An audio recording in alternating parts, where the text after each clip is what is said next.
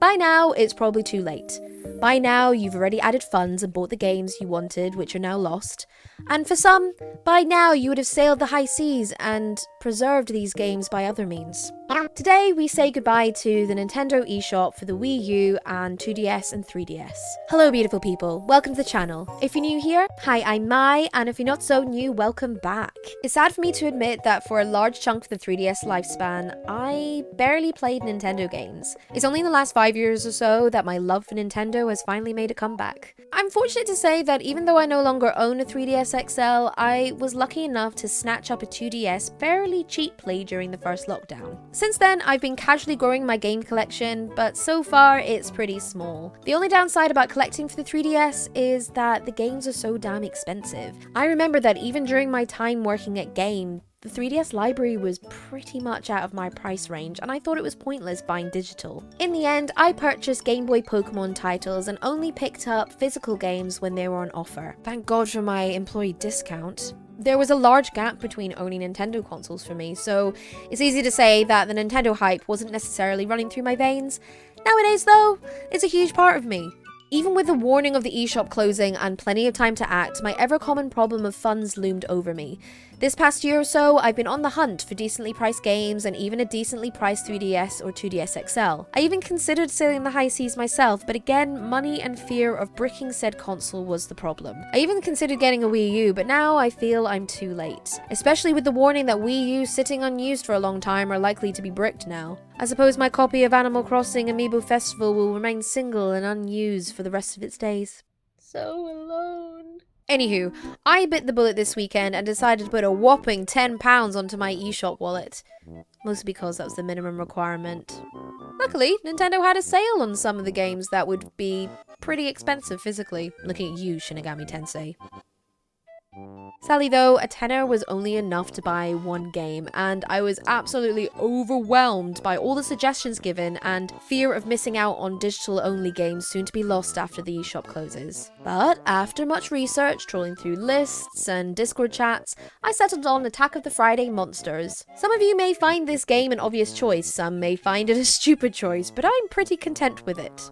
Throughout my gaming lifespan, my taste has become eclectic. From your action-adventures, open-world RPGs, and the occasional survival or horror game, I have fallen in love with slice of life and stereotypical cozy games. After watching Felix's video about the game on Nintendo Life's channel, I honestly felt Attack of the Friday Monsters was the game for me. With its comparisons to the new Shin-Chan game, Shin-Chan, Me and the Professor on Summer Vacation, The Endless 7-Day Journey, I knew straight away this would be one game I'd like to save from their untimely demise.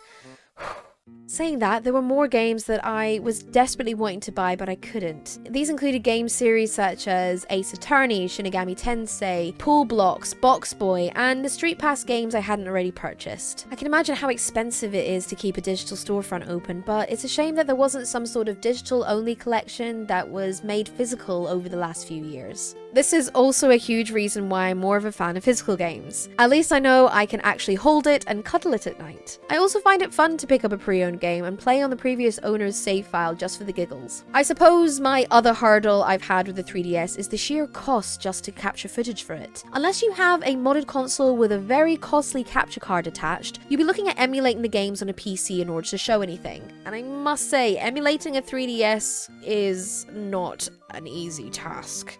On top of there being few emulators out there, not all of them work or run well, or the files need to be decrypted first in order to play. Not for the faint of heart. I also fear that with the eShop closing, game preservation websites are very quickly going to be shut down. What with 3DS games being quickly added to their list and people flocking towards it. Tell you what, if I had the opportunity to do so, I would happily showcase all the 3DS games in the world. But thankfully there are so many YouTube channels that do that already. It does make me sad for new fans also. Like any other console with a limited supply and its eShop closing, it'll be hard to purchase anything at a decent price. Not that it's anything to compare to, but places like eBay and CEX are outrageous and notorious for contributing towards the vicious cycle of upping the costs of even not so rare items. New fans and old fans are going to continue to struggle getting their hands on beloved titles they've been itching to play play or recommended. Myself included, of course. On a more positive note though, I'm so grateful that the Street Pass isn't fully ending. Creators such as Zion Grassel from Nintendo Live are making the effort to bring it back and keep it relevant in 2023. I'm sure I'm not the only person that wishes Street Pass to be on Switch, or even in any upcoming Nintendo console they have to offer. I do hope that more people bring their 2DSs and 3DSs out for Street Passes when they leave the house, as I've only managed to get one in the last year. And that was only because my friend came to my work on my last day specially for it. It's the downside of living in a small town, I guess. I suppose another upside to the eShop closing is the fact that fans have banded together. They've helped with recommendations, bonded over classics and hidden gems, met up for Street Pass hits, and even introduced newbies to the console. It's a bittersweet ending to a very successful life it had. Now, let us know in the comments below about any eShop titles you picked up over the weekend, or just your favorite 3DS game entirely. If you enjoyed the video, give it a little like and subscribe to the channel for more of those sweet, sweet Street Pass hits. Thank you so much for watching. So long, eShop, and have a good one. Bye.